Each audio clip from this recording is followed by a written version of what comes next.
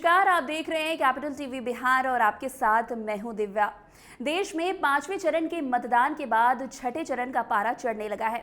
मंगलवार यानी कि आज दिन भर चुनावी सरगर्मियां तेज रहेगी।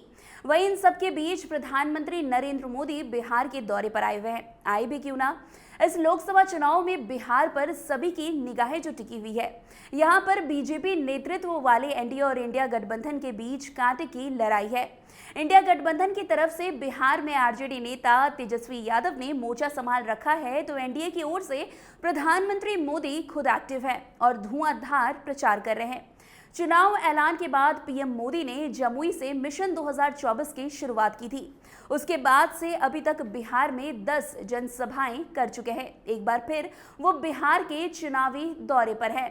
आपको बता दें कि मंगलवार यानी कि आज प्रधानमंत्री नरेंद्र मोदी ने मोतिहारी में चुनावी सभा को संबोधित किया। अपने संबोधन में मोदी ने कांग्रेस और राजद पर निशाना साधा और कहा कि 5 चरण का चुनाव पूरा हुआ है। पहले चरण में इंडी गठबंधन पस्त हो गया, इसके बाद के चरणों में इंडी गठबंधन ध्वस्त हुआ और अब कल जो 5वां चरण हुआ है उसमें इंडी गठबंधन पूरी तरह से परास्त हो चुका है।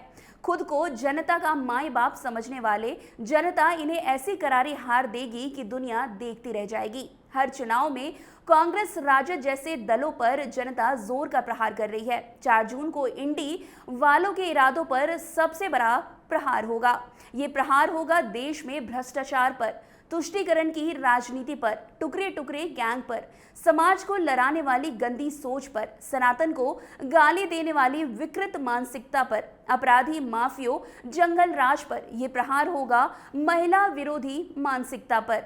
इतना ही नहीं, प्रधानमंत्री मोदी ने आगे कहा कि चंपारण में बापू ने सत्याग्रह और स्वेच्छाग्रह का प्रयोग किया था। आजादी के इसी से प्रेरणा लेकर कांग्रेस को देश में सफाई के लिए आंदोलन करना चाहिए था, लेकिन कांग्रेस ने आजादी के 60 साल बर्बाद किए हैं। आपने जो गरीब माँ के बेटे को सेवा करने का अवसर दिया है, 60-70 बाद जब मोदी आया तब घर घर शौचालय आया। मैं गरीब माँ का बेटा हूँ, इसलिए पता है कि शौचालय नहीं होने से महिलाओं को कितना कष्ट काटना पड़ता है। ये मोदी है जिसने हर घर में गैस पहुंचाने का बीड़ा उठाया।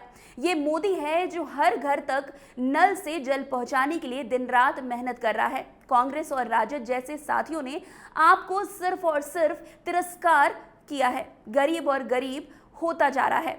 इन 60 सालों में इन लोगों ने बड़े बड़े महल बना लिए, स्विस बैंक में अकाउंट खुल गए, आपके पास पेट भरने को अन्न तक नहीं था। इनकी तिजोरी में नोटों की गड्डी, नोटों के पहाड़ हैं। इनके बच्चे विदेशों में जाकर पढ़ते रहे। गरीब मुश्किल में था, लेकिन कांग्रेस राजद वालों को कोई फर्क नहीं पड़ता था।